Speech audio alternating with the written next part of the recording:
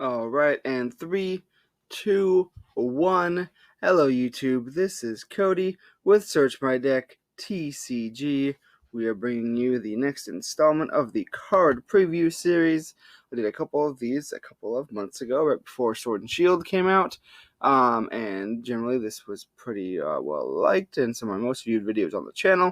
So I'm going to do a couple more. They're some of my most fun to make as well. So if you guys like these, let me know in the comments down below.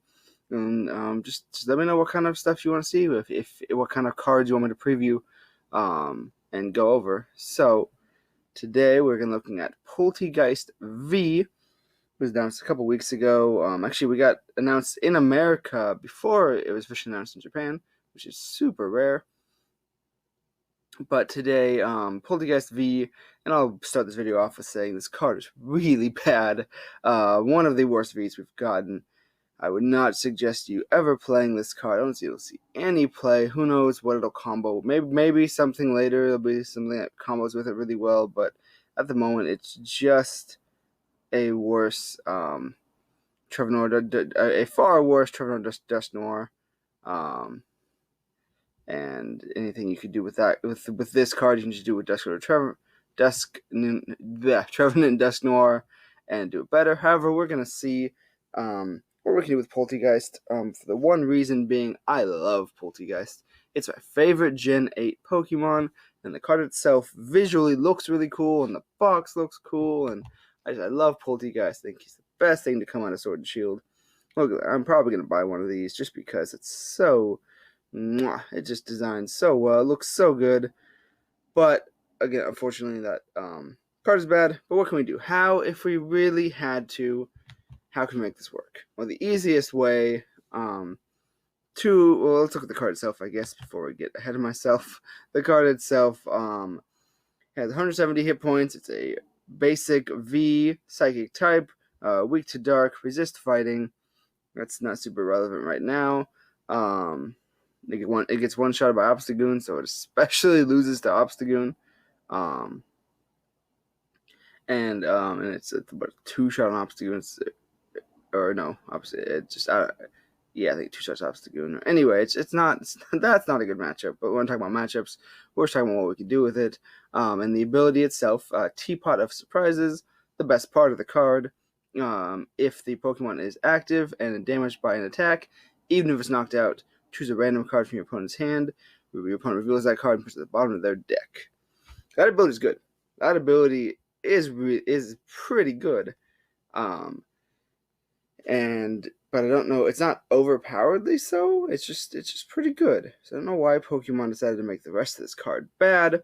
Starting with 170 hit points, that is just awful for a V. We have very few Vs with that low hit points, especially like these. Yeah. I've had 190, 200. I mean, that doesn't. I think it could have that could help a lot. 170 is just way too easy to do in this format. I definitely need 190. I would say at least. And then the attack itself for a Psychic Double Colorless, Mind Bend, 100 damage, and your opponent's active Pokemon is now confused. So it's 3-shotting things. It's 4-shotting VMAXs. Like it's not good.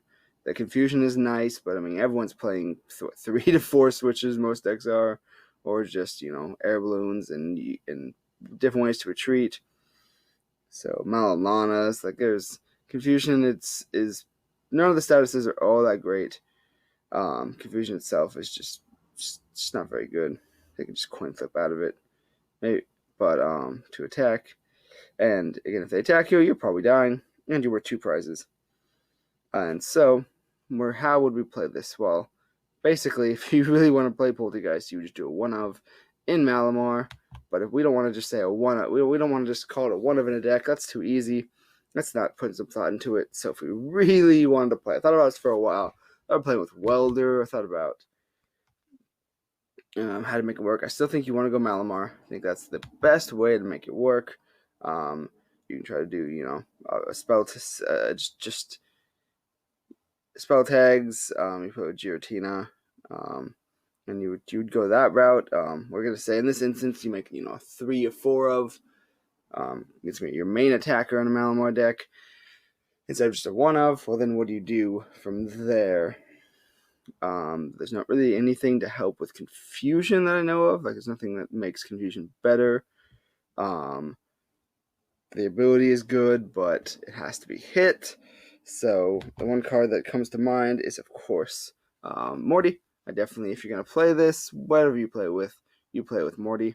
I think that's why I almost wanted to play, instead of making a welder version of it, you would play a Malamar version just because you can play Morty, which Morty can be kind of dead to set up with, but we're going to get an ad from Bulbapedia. But Morty, if you don't know, it's from Lost Thunder. You can only play this card if one of your psychic Pokemon was knocked out during your last turn. And then your opponent reveals their hand, you choose 2 cards you find there, and then shuffle this back. Kind of pairs with the ability. You can effectively get rid of 3 cards from their hand, but at the same time, they're also taking 2 prizes. When you have to use this, they're already taking 2 prizes, and so it's assuming they're knocking out. Well, if they're not knocking Polteageist, you don't even get to use this. So it's not great, but I think that's how you would have to play it, and just kill their hand, even though you're not really killing their hand, because taking prizes. So effectively, you're just negating the 2 prizes they're taking from Polteageist. And I guess you'd play it with Stamp too. You would play a heavy Stamp count. You wouldn't even need that high of a Malamar count. You play like a 3/3. Maybe. A heavy stamp, like 3 stamps, 2 stamps, probably 3 stamps, and you just try to stamp them low and then just kind of kill them, and then that's what I would do, I guess. I think it's the best way. The other way, still in a Malamar variant, I would say, is you can go, I don't know, we have all these cards on all different websites. I don't know why, but the other way you go is Stinger. So you could try to, if you're playing this, with a Malamar line still, you go like a Ditto, or maybe a Poipole. Get the Stinger off. Try to get the Stinger off early, turn 2 if you can. And then you start, then you can Stinger. Then you hope that they don't kill your Naganadel. And then you just throw your stamps. Again, you play heavy stamps. Play your stamps. Probably don't even play Morty in this. If you're playing Naganadel, you probably don't even play Morty. You just play a lot of search cards. Stinger early. Play a bunch of stamps. Keep them low, and just try to take. Hopefully that they have a tag teamer on the board. Then you're just gonna try to focus down on that tag teamer with Polteageist and take 3 prizes for the game. That's the best way. I think you have to in this instance, but if you're playing anything that doesn't have to put a tag team down, or just hasn't had that point, like it's kind of gimmicky. It's not very good, but that's how I would play it. Unfortunately, for my Polteageist, I think it's the best we can do. Again, maybe there's something I'm not thinking of, and this is just standard. I didn't think about expanded, though I don't think expanded it's going to be very good either, but they has some more options for sure. But anyway, this is my thoughts and analysis on Polteageist V. If you have any comments or any suggestions, of course, let me know in the comments down below, and let me know what card you want me to see next, whether it's be V or just anything from the upcoming Rebellion Clash set or any promos.